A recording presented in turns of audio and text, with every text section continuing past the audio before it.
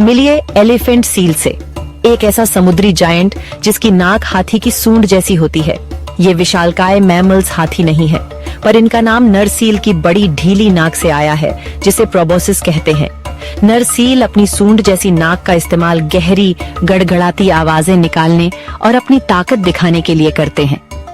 Elephant seal अपना ज्यादातर जीवन समुद्र में बिताते हैं, गहराई तक गोता लगाते हैं और दूर दूर तक यात्रा करते हैं।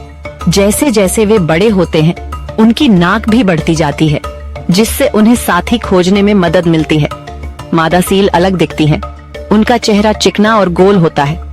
अपनी अजीब नाक से लेकर गहरे गोते लगाने तक एलिफेंट सील समुद्र के सच्चे अजूबे हैं।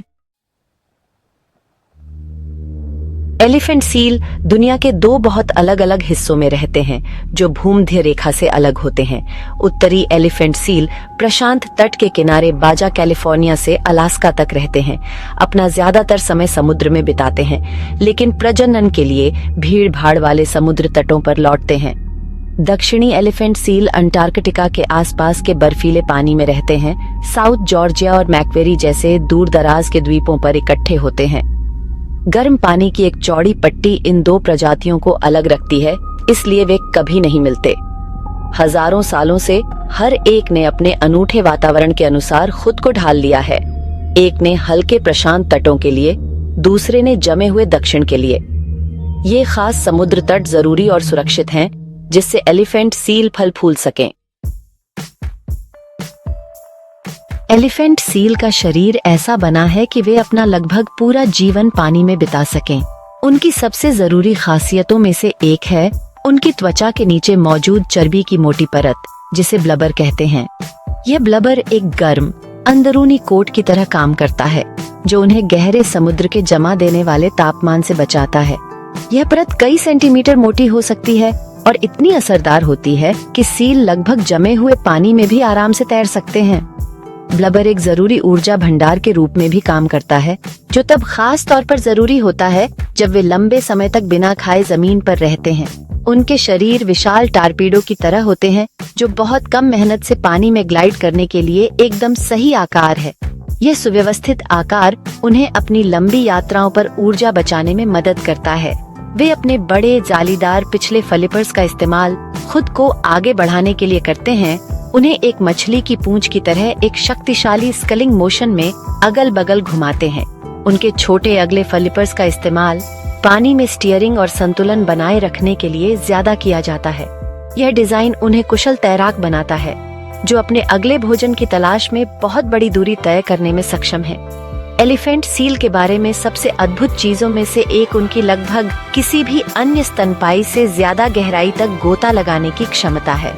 वे एक अविश्वसनीय रूप से लंबे समय तक अपनी सांस रोक सकते हैं, कभी कभी 1 घंटे से ज्यादा और 1500 मीटर से ज्यादा गहराई तक गोता लगा सकते हैं। ये 1 मील से भी ज्यादा गहरा है। समुद्र का एक ऐसा हिस्सा जो पूरी तरह से अंधेरा है और उस पर बहुत ज्यादा दबाव है। ऐसा करने के लिए उनके शरीर में विशेष अनुकूलन होते हैं। वे अपने खून और मांसपेशियों में बहुत ज्यादा ऑक्सीजन जमा कर सकते हैं और वे एक लंबी डुबकी के दौरान उस ऑक्सीजन को बचाने के लिए अपनी हृदय गति को प्रति मिनट कुछ ही धड़कनों तक धीमा भी कर सकते हैं।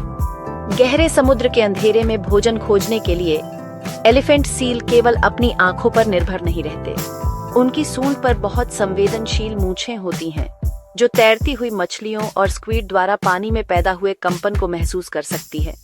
ये मूंछें पानी के नीचे के एंटीना की तरह काम करती हैं, जो उन्हें पूरी तरह से अंधेरे में सफलतापूर्वक शिकार करने में मदद करती है। उनकी बड़ी गहरी आंखें भी ज्यादा से ज्यादा रोशनी इकट्ठा करने के लिए विशेष रूप से अनुकूलित होती हैं, जिससे उन्हें समुद्र के धुंधले गोदूली क्षेत्रों में हमसे बेहतर दृष्टि मिलती है। ये सभी खासियतें उन्हें एक ऐसी दुनिया में माहिर शिकारी बनाती हैं, जहां जाने का हम सिर्फ सपना ही देख सकते हैं। जब एलिफेंट सील किनारे पर आते हैं, तो उनका जीवन बहुत बदल जाता है। जमीन पर ये ग्रेसफुल तैराक धीमे और क्लमजी हो जाते हैं। अपने पेट के बल रेंगते हुए रेत पर चलते हैं। इसमें बहुत ज्यादा मेहनत लगती है, इसलिए वे अक्सर आराम करते हैं। प्रजनन का मौसम सबसे नाटकीय समय होता है। विशाल नर या बुल सबसे पहले क्षेत्र पर कब्जा करने और बीच मास्टर बनने के लिए जोरदार लड़ाई लड़ने के लिए आते हैं। जल्द ही गर्भवती मादाएं किनारे पर आती हैं और एक ही बच्चे को जन्म देती हैं, जो पूरी तरह से अपनी मां पर निर्भर होता है। 1 महीने बाद माएं समुद्र में लौट जाती हैं। बच्चों को, अब जिन्हें वीनर कहा जाता है, खुद ही जीवित रहने के लिए छोड़ देती हैं। जमीन पर इन समुद्री दिग्गजों के लिए जीवन कठिन है। एलिफेंट सील की कहानी इस बात का एक अद्भुत उदाहरण है कि कैसे एक प्रजाति को विलुप्त होने की कगार से वापस लाया जा सकता है।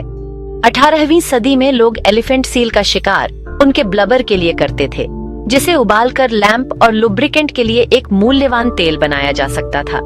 शिकार इतना जोरदार था कि उत्तरी एलिफेंट सील को पूरी तरह से विलुप्त मान लिया गया था। कुछ समय के लिए ऐसा लगा कि ये शानदार जानवर हमेशा के लिए चले गए हैं। यह इस बात की एक और दुखद कहानी है कि कैसे इंसानी हरकतें प्रकृति को नष्ट कर सकती हैं।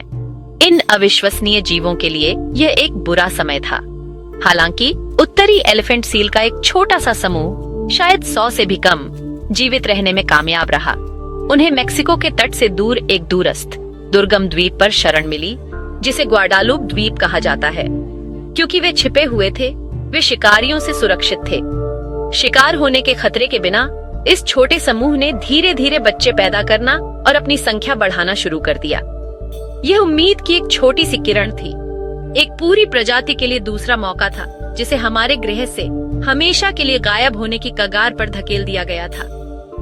जैसे जैसे लोग वन्य जीवों की रक्षा की जरूरत के बारे में ज्यादा जागरूक हुए, मेक्सिको और संयुक्त राज्य अमेरिका दोनों में ऐसे कानून पारित किए गए जो एलिफेंट सील का शिकार करना अवैध बनाते थे। इस सुरक्षा के साथ सील फलने फूलने लगे। ग्वाडालूप द्वीप पर अपने सुरक्षित ठिकाने से वे अपने पुराने घरों में वापस तैरने लगे, कैलिफोर्निया के तट और उसके आगे अपनी कॉलोनियों को फिर से स्थापित करने लगे। उनकी आबादी बढ़ती गई। आज 2 लाख से ज्यादा उत्तरी एलिफेंट सील हैं और उनकी संख्या अभी भी बढ़ रही है। ये संरक्षण की सबसे बड़ी सफलता की कहानियों में से एक है। एलिफेंट सील हमारे महासागरों के स्वास्थ्य के लिए महत्वपूर्ण है। शीर्ष शिकारियों के रूप में वे समुद्री खाद्य जाल में एक महत्वपूर्ण भूमिका निभाते हैं। मछली और स्क्वीड की आबादी को संतुलन में रखने में मदद करते हैं। उनका अध्ययन करके वैज्ञानिक खुद महासागर के स्वास्थ्य के बारे में भी बहुत कुछ सीख सकते हैं। उनकी अद्भुत वापसी हमें याद दिलाती है कि लुप्तप्राय जानवरों की रक्षा के लिए अभी देर नहीं हुई है। यह दिखाता है कि अगर हम कार्रवाई करें और प्रकृति को मौका दें, तो वे प्रजातियां भी जो बड़े खतरे में हैं, ठीक हो सकती हैं और फल फूल सकती हैं, जिससे यह सुनिश्चित होगा कि ये समुद्री दिग्गज कई सालों तक हमारे ग्रह पर अपनी कृपा बरसाते रहेंगे।